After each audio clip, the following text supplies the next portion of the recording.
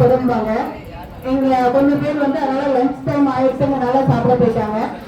ஏன்னா எதுக்காக சொல்றேன்னா தலைமை ஆசிரியர் முன்னாள் தலைமை ஆசிரியர்கள்லாம் இருக்கும்போது அவங்க முன்னிலையில கொஞ்சம் இதுவா இருக்கும் அப்படின்னு நினைப்பேன்.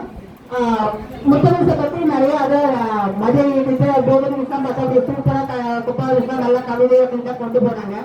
அங்கெல்லாம் வந்து வசன கவிதையில வசன நிறைய இது பண்ணணும் அப்படிங்கிற மாதிரி. நான் இந்த ஸ்கூலுக்கு 2002 வந்தேன். டீச்சரோட வந்து 20 வருஷம் போல பழகி இருக்கோம். நம்ம இவங்களோட 2 பேரும் வந்து சொல்லுவாங்க ஆசிரியர் பணி என்பது அறப்பணி, அதற்கே உன்னை அர்ப்பணி என்பாங்க. அந்த மாதிரி முத்தமிழை பொறுத்த வரைக்கும் சொல்லணும் அப்படின்னா தன்னுடைய ஆசிரியர் பணியை வந்து தன்னுடைய முதல் குடும்பமாக நேசிச்சவங்க. அவங்களுடைய வெற்றிக்கு பின்னாடி பாத்தீங்கன்னா அவங்க குடும்பம், முக்கியமா அவங்க வீட்டுக்காரு. எப்பவுமே சொல்லுவாங்க ஒவ்வொரு பெண்ணின் ஆணின் வெற்றிக்கு பின்னாடி ஒரு பெண் இருக்காங்க. இந்த பெண்ணின் வெற்றிக்கு பின்னாடி அவங்க வீட்டுக்காரர் இருக்காருங்கிறத இங்க உறுதியா சொல்லலாம்.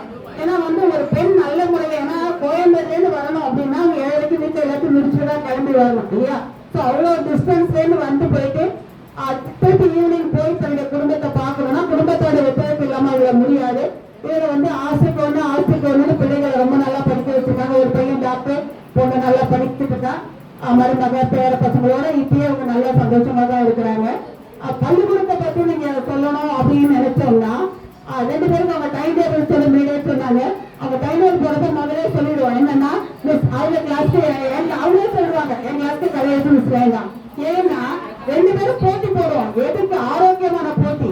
கிளாஸ் அதாவது டீச்சர் லீவ் போட்டா எங்களுக்கு ஜாலி. ஏன்னா நாங்க அந்த கிளாஸை போட்டி எடுப்போம். அந்த ஸ்பெஷல் கிளாஸ்க்கு அவ்வளவு போட்டி வரும். ஒரு பீரியட் கூட உங்க டைம் நம்மளால வாங்க முடியாது.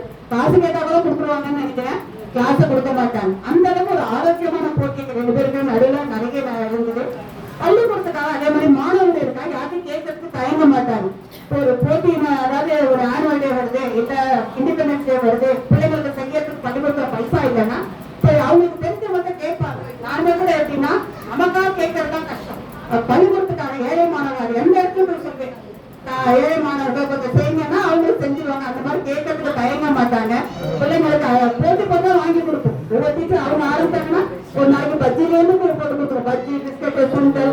ஸோ எல்லா பிள்ளைகளும் அதாவது எப்போதுமே அந்த பள்ளிக்கூடத்துல சொல்லுவேன் நாங்க எல்லாம் வளர்ப்பு பெற்றோர்கள், பசங்க எல்லாம் எங்களுடைய கட்டு பிள்ளைகள், சொத்துல மட்டும் பக்கி கேட்காதீங்க அப்படின்னு.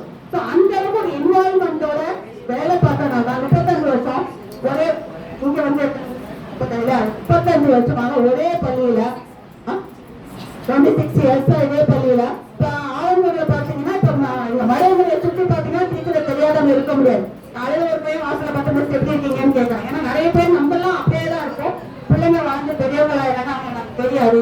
பட் நம்ம இன்வால்வ்மெண்டோட பள்ளிக்கூடத்துக்கு கிளாஸ் எடுக்கிறப்ப நம்முடைய அதாவது வந்து நம்ம வந்து நம்முடைய செய்யற சர்வீஸ் வந்து நிச்சயமா பிள்ளைகளால ரெகனைஸ் பண்ண முடியும். நிறைய பரிசுகள் நிறைய இதெல்லாம் நல்லா வாங்கியிருக்காங்க.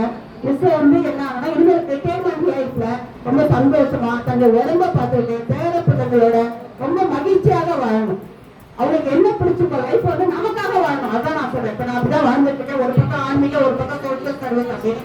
ஸோ நமக்காகவும் கொஞ்சம் டைம் ஒதுக்கி தன்னுடைய ஃப்ரெண்ட்ஸோட பேசுறது அப்படியே அதே மாதிரி ஏதாவது ரிட்டையர்மெண்ட் பண்ணி வீட்டுல இருந்தாலும் ரொம்ப போர் அடிக்கும். என்ன பண்றதுன்னு தெரியாது. அப்படிலாம் ஒரு சூழ்நிலை வரக்கூடிய இதுல தன்னுடைய பேர பிள்ளைகளை பார்த்துக்கிட்டு திருப்பி பொண்ணுன்னா அதுக்கப்புறம் மாப்பிள்ளை பார்த்து அந்த மாதிரி தன்னுடைய இருக்கிற ஒரு 20 வருஷமா வச்சுக்கோங்க. 3 ரொம்ப இருக்கிற வரைக்கும் நல்லா ஆரோக்கியமா நல்லபடியா இருக்கணும். அந்த கணவருக்கு என்ன செய்ய தகுந்த அந்த கடமைகளை நல்ல விதமா செஞ்சு பிள்ளைகளை நல்ல விதமா வளர்த்து கொள்ளு பையன் வரைக்கும் பார்க்கணும். என்னுடைய ஆட்சியில் ஒரு கனகாபிஷேகம் வரைக்கும் இருந்து சந்தோஷமா வாழறதுக்கு இறைவனை வேண்டி பிரார்த்திக்கிறேன். நன்றி, வணக்கம்.